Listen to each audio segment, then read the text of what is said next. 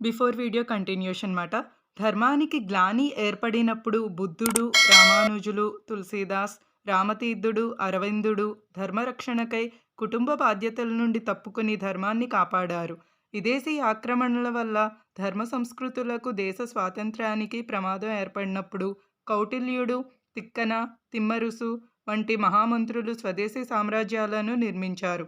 విదేశీ ఆక్రమణల నుండి దేశాన్ని కాపాడడానికి ఆనాటి పురుషోత్తముడు, పృథ్వీరాజు, రాణా ప్రతాప్, శివాజీ, శ్రీకృష్ణదేవరాయలు, సిక్కు గురువులు, రాణి రుద్రమదేవి, ఝాన్సీ లక్ష్మీబాయి తమవన్నీ దేశం కొరకు ఆహుతి చేశారు.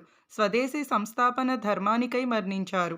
విదేశీ ఆక్రమణదారుల వల్ల గుజరాత్లోని సోమనాథ దేవాలయం, ఇతర అనేక దేవాలయాలు విధ్వంసం కాగా రాణి అహల్యాబాయి హోల్కర్ అనేక దేవాలయాలను తిరిగి పునర్నిర్మించి దేవాలయ వ్యవస్థను కాపాడింది. రాజకీయ స్వాతంత్ర్యం కోసం, స్వాతంత్ర్యం ధర్మం కోసం లాల్ బాల్ పాల్, గాంధీజీ ఇలా ఎందరో గృహస్థులు, భగత్ సింగ్, రాజ్గురు, అల్లూరి సీతారామరాజు, సుఖ్దేవ్, సుభాష్ చంద్రబోస్ వంటి యువకులు బలిదానం చేశారు.